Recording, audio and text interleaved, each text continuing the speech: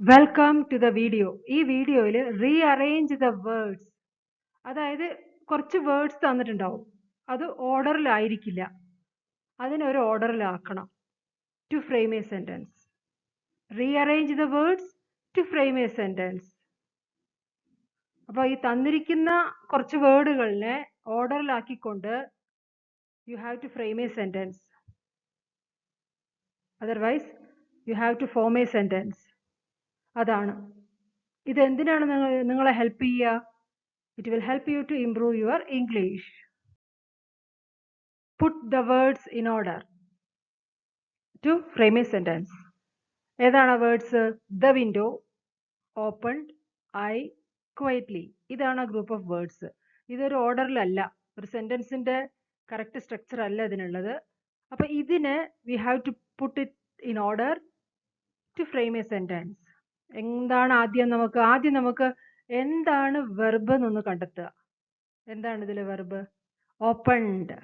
Opened past tense ആയ opened. അപ്പൊ ഇംഗ്ലീഷിൽ അധികവും എല്ലാത്തിലും തന്നെ എസ് വി എന്നാണ് തുടങ്ങുക. നിങ്ങൾ സെന്റൻസ് പാറ്റേൺ പഠിക്കുമ്പോൾ ഇംഗ്ലീഷിൽ സബ്ജക്റ്റ് കഴിഞ്ഞ് വെർബ്, അതിനുശേഷമാണ് അതർ ഇൻഫോർമേഷൻ എല്ലാം വരിക. അപ്പൊ ഓപ്പൺഡ് എന്നുള്ളത് വെർബ് ആണെങ്കിൽ അതിനു മുമ്പ് സബ്ജക്റ്റ് ഉണ്ട്. അപ്പൊ ആ സബ്ജക്റ്റ് എന്താണെന്ന് നോക്കുക. ഇതിൽ ഏതായിരിക്കും ഒരു സബ്ജക്റ്റ് ആവുന്നത്? I opened. കറക്റ്റ് ഓർഡറിൽ വരുന്നു. I opened what? The window. How? Quietly. I opened the window quietly. അതാണ് ആ correct sentence. Passed Peter easily the exam. ഈ ഗ്രൂപ്പ് ഓഫ് വേർഡ്സിൽ ഏതാണ് വെർബ്? പാസ്ഡ്. പാസ് എന്നുള്ളതിന്റെ പാസ്റ്റ് ടെൻസ് ഫോം.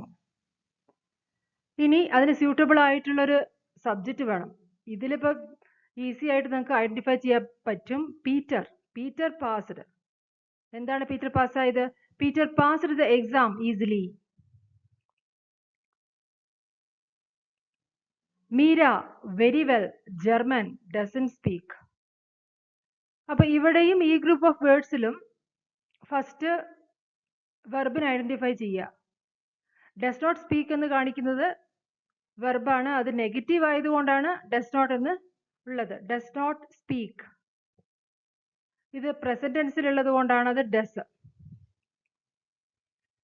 ഇനി ഇതിന് സ്യൂട്ടബിൾ ആയിട്ടുള്ള ഒരു സബ്ജക്റ്റ് ഏതാണ് ഇതില്? മീര.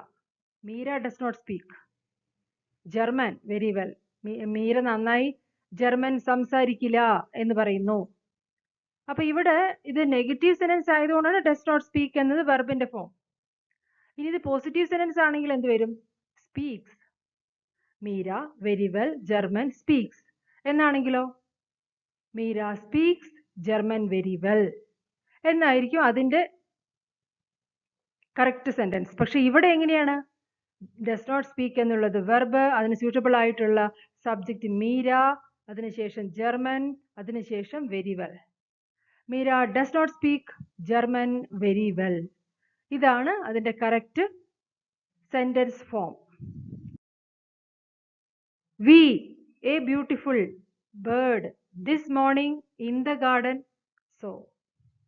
ഇവിടെ എന്താണ് വെർബ്? സോ. കണ്ടു. സി എന്നുള്ളതിന്റെ പാസ്റ്റ് ടെൻസ് സോ. അപ്പൊ ഇനി ഒരു സ്യൂട്ടബിൾ ആയിട്ടുള്ള സബ്ജക്റ്റ് വേണം. ഈ ഗ്രൂപ്പിൽ നോക്കുമ്പോൾ വി എന്നുള്ളത് ഒരു സബ്ജക്റ്റ് ആണ്. We saw. ഞങ്ങൾ കണ്ടു. എന്താ കണ്ടത്? We saw a beautiful bird. ഇനി നിങ്ങൾ മനസ്സിലാക്കേണ്ടത് ദിസ് മോർണിംഗ് എന്നും ഉണ്ട്, ഇൻ ദ ഗാർഡൻ എന്നും ഉണ്ട്.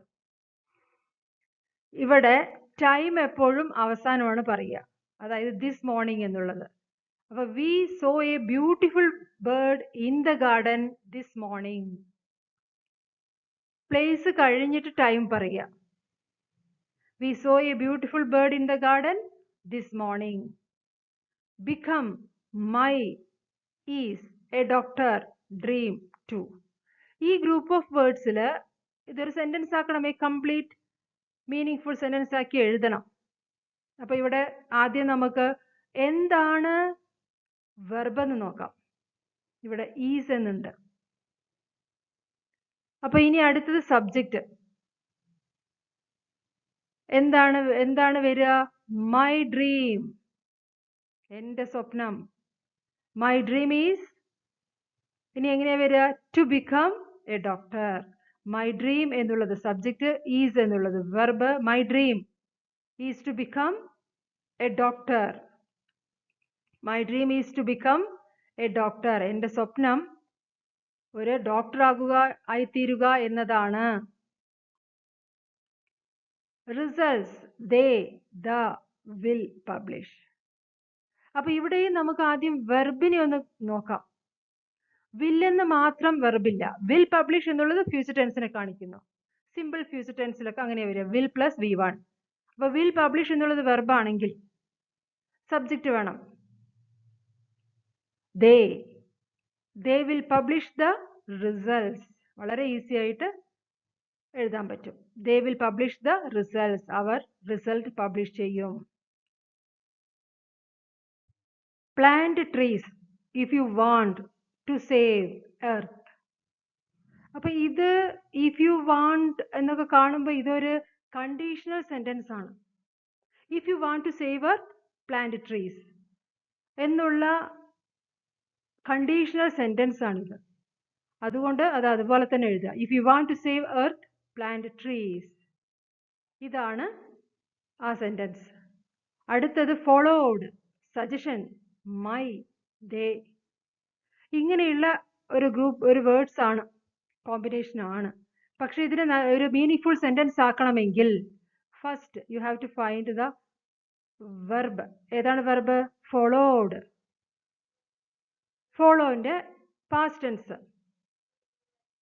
ഇനി സബ്ജക്റ്റ് ആണ് വേണ്ടത്. സബ്ജക്റ്റ് എങ്ങനെ വരും?